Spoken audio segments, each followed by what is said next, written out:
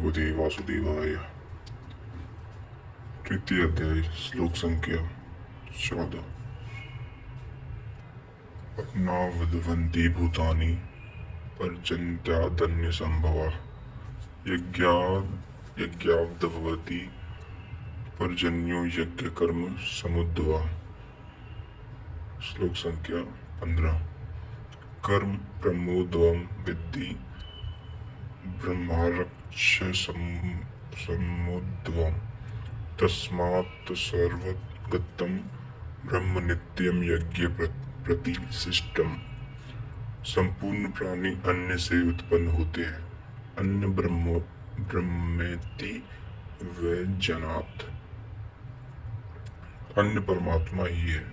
उस ब्रह्म पीयूष को ही उद्देश्य बनाकर प्राणी यज्ञ की ओर अग्रसर होता है। अन्न की उत्पत्ति वृष्टि से होती है। बादलों से होने वाली वर्षा नहीं अपितु कृपा वृष्टि है। पूर्व संचित यज्ञ कर्म ही इस जन्म में जहाँ से साधन छूटा था वहीं से इष्ट कृपा के रूप में बरस पड़ता है। आज की आराधना कल कृपा के रूप में मिलेगी। इसलिए वृष्टि यज्ञ से होती है। स्वाहा बोलने से, तिल जौ जलाने से वृष्टि होती तो विश्व की अधिकांश मरुभूमि उसर क्यों रहती, उर्वा बन जाती। यहाँ कृपा वृष्टि यज्ञ की देन है।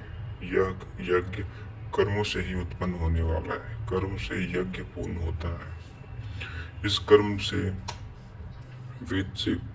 इस कर्म को वेद से उत्पन्न हुआ जान।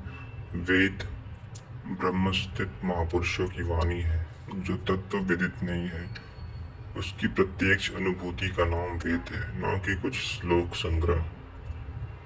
वेद अविनाशी परमात्मा से उत्पन्न हुआ जान। कहा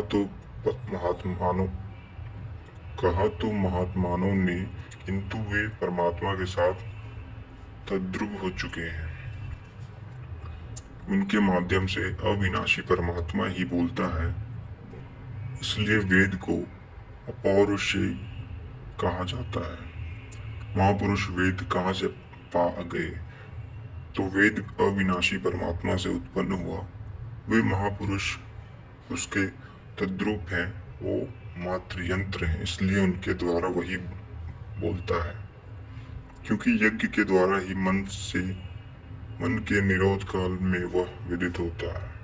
इससे सर्वव्यापी परम अक्षर परमात्मा सर्वदा यज्ञ में ही प्रतिष्ठित है। यज्ञ ही उसे पाने का एकमात्र उपाय है। इस पर बल देते हैं। आगे के श्लोक अगली वीडियो में। धन्यवाद। जय श्री कृष्ण।